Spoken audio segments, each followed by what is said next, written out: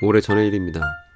친구와 함께 백화점에 갔다가 돌아오는 길이었습니다. 에스컬레이터를 타고 내려오는데 에스컬레이터 맨 아래에 있었던 멀끔한 남자가 제가 뭔가를 공손히 건네더라고요. 그러면서 말하길 종말론입니다 라고 했습니다. 저는 이 말을 듣고 두 귀를 의심했습니다. 아니, 이 시대에 종말론에 관심을 갖고 있는 남자가 나 말고 또 있단 말인가? 라는 생각이 들었기 때문입니다. 그러면서 같이 갔던 친구 얼굴을 보면서 너무 놀라서 이게 말이 되냐고 묻는 도중에 그 친구는 제가 받은 종이를 보고서 대수롭지 않다는 듯이 말했습니다. 조말론이네. 알고 보니 조말론이라는 향수 브랜드가 있더군요. 저는 이렇게나 저만 관심 있는 주제에 관해 오늘 여러분들께 들려드리고자 합니다. 그리고 여러분도 이 주제는 우리가 꼭 관심을 가져야만 한다는 그 사실에 대해서 오늘 강의 말미에서 함께 확인할 수 있기를 바랍니다.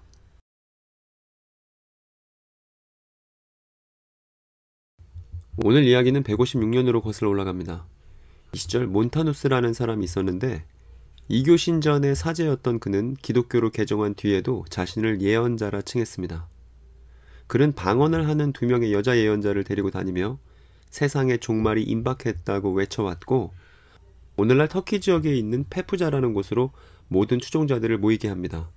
그리고 이곳 페푸자에 천상의 예루살렘이 내려올 것이라 주장했습니다. 그들은 자신의 직업과 일상을 버리고 페푸자로 가서 예수의 재림을 기다렸습니다. 그리고 그들은 자신들이 만들려는 국가를 요한계시록에 나오는 천년왕국이라 칭했는데 이 천년왕국을 위해서 이 페푸자의 교인들은 금식하고 결혼하지도 않으며 극도의 청빈한 생활을 하고 스스로를 선택받은 사람들이라 생각했습니다. 그리고 자신들의 운동을 새 예언이라고 불렀습니다. 그러나 페푸자에는 새 예루살렘이 내려오지 않았습니다. 그리고 지도부들은 다 죽었죠. 그러나 조직 관리가 잘 이루어졌던 이 조직은 이후에도 갈라디아, 시리아, 흑해 연안까지 퍼져나갔습니다. 당대 교회는 이 새 예언 운동을 단죄했고 몬타누스파는 몇몇 지역을 제외하면 쇠퇴의 길을 걷게 되었습니다. 그런데 단순히 초대교회 이단이구나 라고 생각하고 넘어가려고 했던 이 내용에서 뭔가 하나 걸리는 것이 있습니다. 그것은 우리가 지난 영상에서 만났던 테르툴리아누스가 이 몬타누스파에 들어갔다는 것입니다. 그것도 몬타누스파의 지도부들이 모두 죽고 그 세력이 쇠퇴하던 시절의 말입니다. 테르툴리아누스는 왜 그런 결정을 내렸을까요? 그는 당대 교회를 타락한 영혼의 교회라 비판하기도 했습니다. 혹시 그는 교회를 쇄신할 만한 내용을 이 이단 종파에서 발견했던 것은 아닐까요? 몬타누스파뿐만이 아니었습니다. 폰투스 지역에 있던 어느 교회 장로는 홀로 예언을 하며 내가 말한 대로 일어나지 않으면 그때부터 성경도 믿지 말고 너희 모두 각자 하고 싶은 대로 하라 라고 책임질 수 없는 말을 남겼습니다.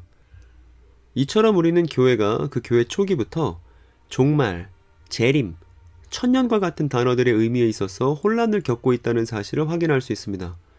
그리고 이러한 상황을 인지하고 무언가 대처해야 한다고 느낀 사람 중에는 바울이 있습니다. 바울이 데살로니가 지역에 있었던 예수 믿는 이들에게 편지하기를 그런데 여러분들에게 우리는 요청합니다. 하나님의 가족 여러분, 우리 주 메시아 예수의 그 파루시아와 그의 곁에 함께 이끌릴 우리에 관해 말입니다. 제가 히라버 원문을 직역한 것이니까요. 조금 낯설더라도 잘 들어주시기 바랍니다. 그것에 관해 성급하게 여러분이 생각으로부터 휩쓸리지 않기를 말입니다. 이걸 요청하는 것이죠. 두려워하지 마세요. 생각으로부터도 숨결을 통해서도 로고스를 통해서도 우리를 통해 받았다는 주의 날이 이미 섰다는 내용의 편지를 통해서도 누군가 여러분을 어떤 방식으로도 속이지 못하게 하십시오 라고 바울이 데살로니가 교회에게 충고했습니다. 이 내용은 주의 날이 이미 섰다라고 말하는 거짓 주장이 당대 교회를 다각도로 위협하고 있는 상황을 보여줍니다. 당시 데살로니가 교인들 중 일부는 이 소식에 성급하게 휩쓸렸기 때문에 바울이 이런 편지를 썼으리라고 쉽게 상상해 볼 수 있습니다. 바울은 이 편지 뒷부분에서 데살로니가 교인들에게 이렇게 말합니다. 이미 활동을 시작한 불법의 비밀을 억제하는 자가 있고 그 억제하는 역할이 끝나게 되면 불법의 아들이 등장하고 그 불법의 아들이 등장함과 더불어 예수도 곧장 그 불법의 아들을 심판하기 위해 다시 나타나신다고 말입니다. 그리고 이 말은 그 예수의 나타나심이 언제일지 어디일지에 관해서 신경 쓰지 말라는 말의 다름 아니었습니다. 어차피 불법의 아들이 나타나봐야 그날은 메시아 예수의 재림의 날일 테니 말입니다. 바울은 재림에 관한 소식 때문에 일도 하지 않고 그저 다른 사람들에게 말하기를 좋아하는 이들에게 다시 일상과 생업으로 돌아가라고 명령합니다. 그러나 바울의 이러한 조치는 후대 교회들의 혼란을 잠재우지 못했습니다. 여러분, 오늘의 첫 번째 질문입니다. 오늘날에도 페푸자에서의 새 예언 운동과 비슷한 것이 있을까요? 혹시 여러분이 알고 계신 것이 있다면 나눠주시기를 바랍니다.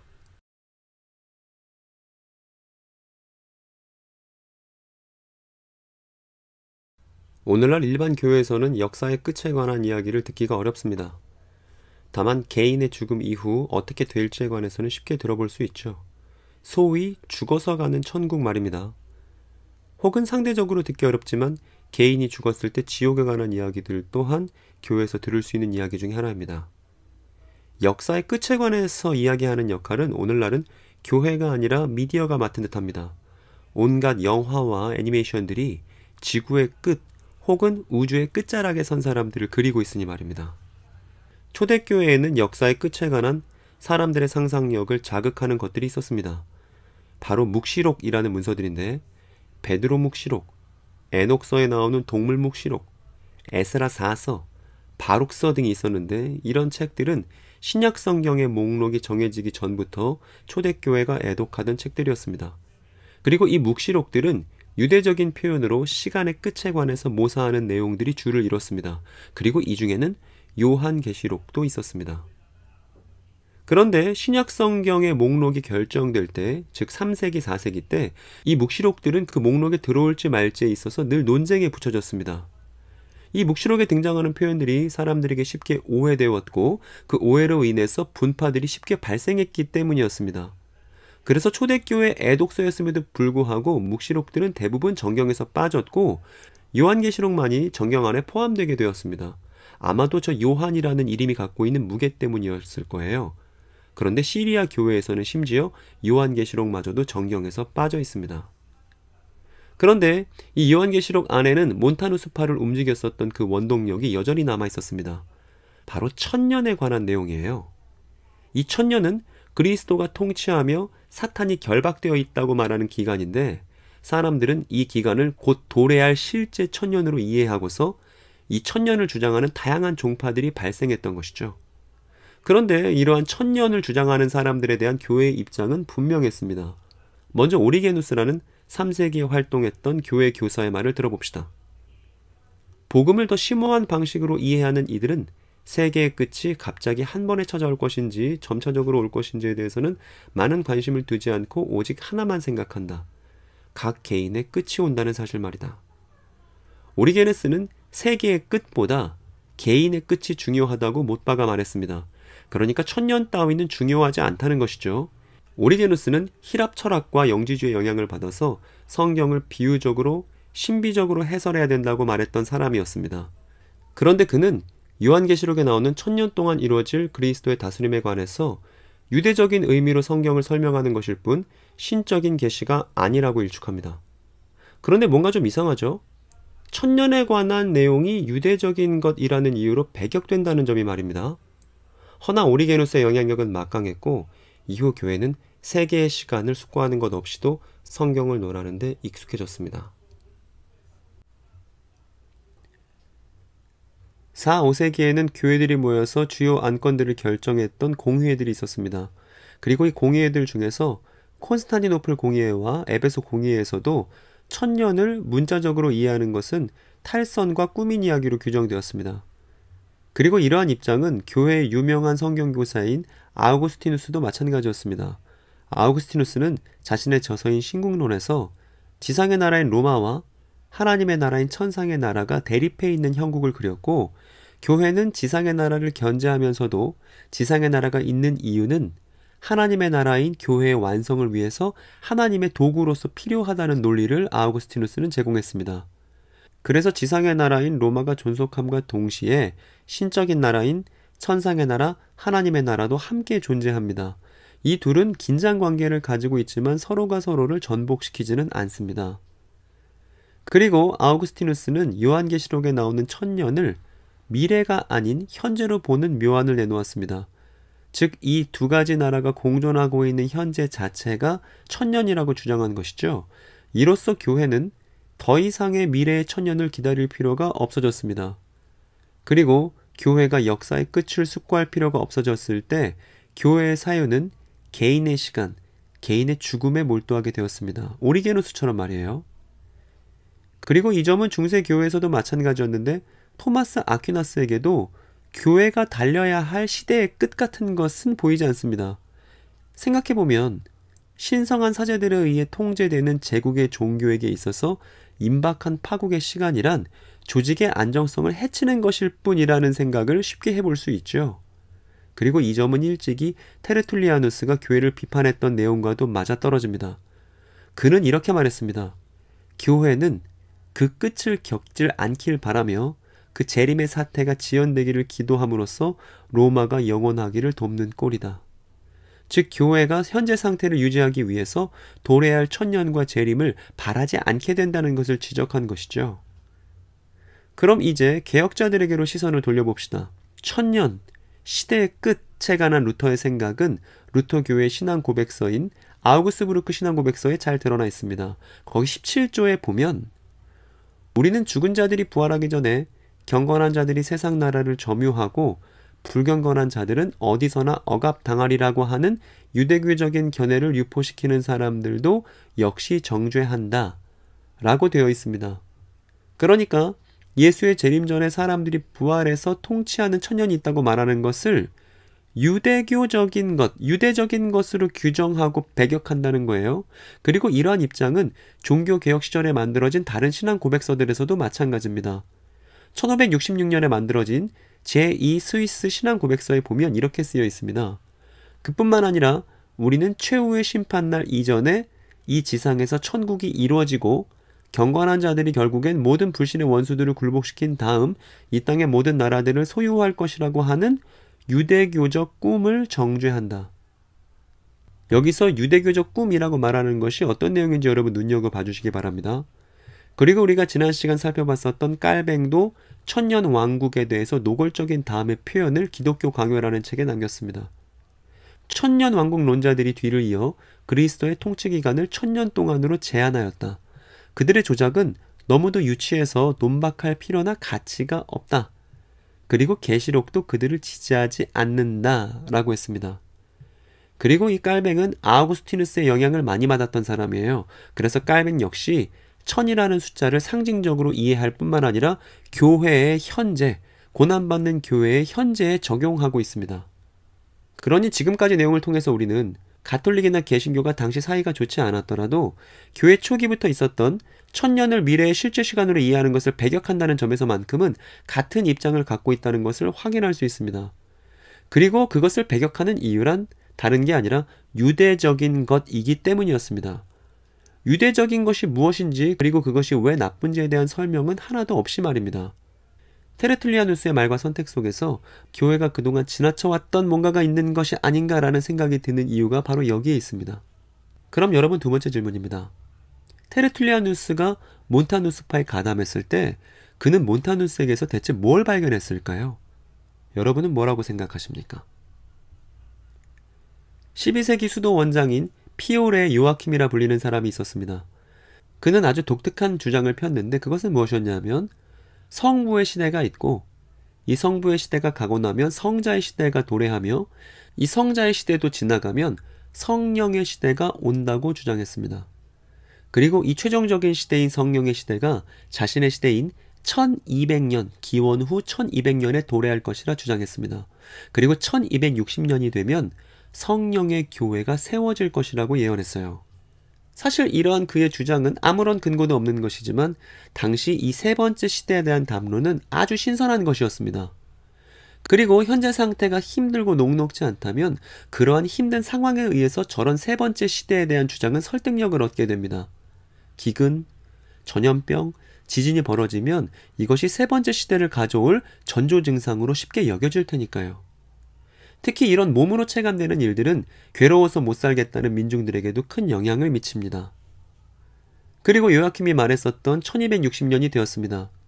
그러나 이때 예수께서 재림하지도 않았고 영의 교회가 세워지는 일은 없었습니다. 그러나 요아킴의 사상은 많은 이들에게 영향을 미쳤습니다. 먼저 요아킴의 주장에 반응한 것은 제도권에서 벗어나 있던 영성가들, 신비가들이었습니다.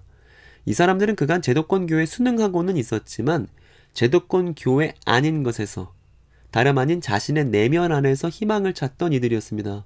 이들은 수도원에서 자신의 내면을 들여다보며 수행에 집중하던 이들이었고, 이들은 자신들의 속한 교회를 뒤집을 만한 어떠한 명분도 없었습니다. 오히려 이들은 현체자와 하나님 나라가 공존하는 아우구스티누스가 말한 세계를 살고 있던 사람들이었어요.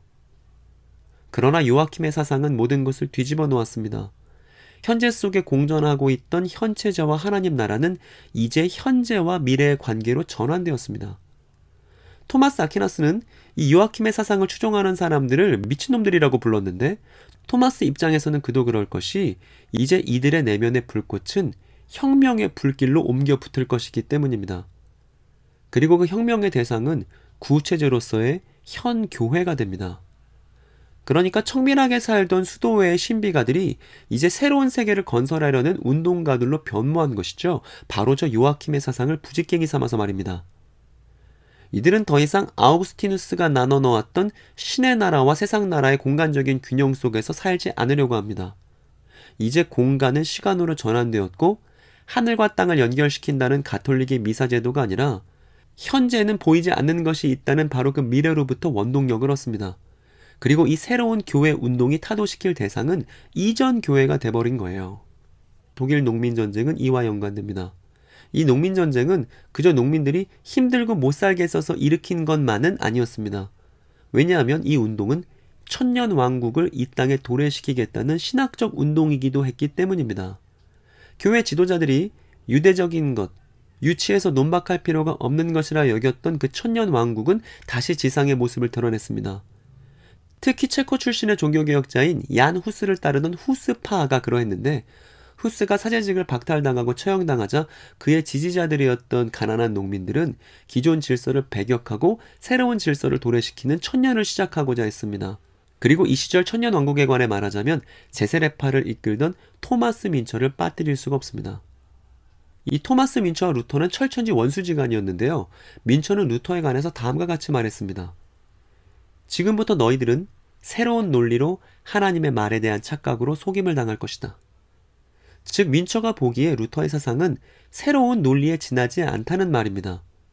루터의 개혁은 인간을 새롭게 이해하는 것을 도와주었습니다. 즉, 교회 제도와 나 사이에 있었던 균열을 드러내고 그 균열을 죄인으로서의 나와 의인으로서의 나 사이로 옮겨둔 것이죠. 이것이 루터의 공헌이었습니다. 그래서 루터 이후의 인간은 죄인이라는 점에서는 아무것도 할 수 없지만 복음으로 인해 자유롭다는 두 가지 이 사실이 모순이지만 공존했던 것이죠. 그런데 이것은 민처가 보기에는 죄인이면서도 복음으로 자유로운 인간들이 새 시대를 가져오지 못하고 오히려 타락한 국가와 그 국가가 부여하는 법과 의무에 다시 종속된다는 문제가 여전하다고 봤던 거예요. 그래서 루터가 교회 개혁을 추구했을 때 그 교회 개혁은 사실 국가 권력은 자연스럽게 승인해주는 개혁이 되어버립니다. 왜냐하면 루터에게 국가는 개혁의 대상이 아니었기 때문이고 민처는 이 점이 못마땅했던 것이죠. 이러한 민처를 향해 루터는 그가 선동적이라고 비난했습니다. 그런데 민처의 설교문을 보면 이러한 문장이 있어요. 학대하는 이들이 가난한 이들을 착취할 때 루터의 아멘은 이것을 은폐한다. 그러기에 나는 선동적일 수밖에 없다. 나의 말은 이것이다. 어서 가자. 그리고 이것에 대한 루터의 답변은 우리가 앞에서 보았던 루터교의 아우구스부르크 신앙고백에 쓰여 있습니다. 거기 보면 제세례파를 배격한다 라고 쓰여 있거든요. 토마스 민처가 바로 이 제세례파의 지도자였습니다. 농민운동 속에서 민처는 농민들과 함께 폭력을 불사해서라도 세상을 뒤집으려고 하는 사람으로 나타나고, 루터는 귀족들에게 저 농민들을 학살해서라도 막아야 한다며 국가체제를 보호하려는 모습으로 나타납니다. 여러분, 대체 누가 농민을 위한 사람이었을까요? 적어도 둘에게서 어떤 예수의 형상과 방법을 발견할 수 있을까요? 만일 여러분들이 당대 농민이었다면 루터와 토마스 민처 중 어느 쪽에 손을 들어주실 건가요?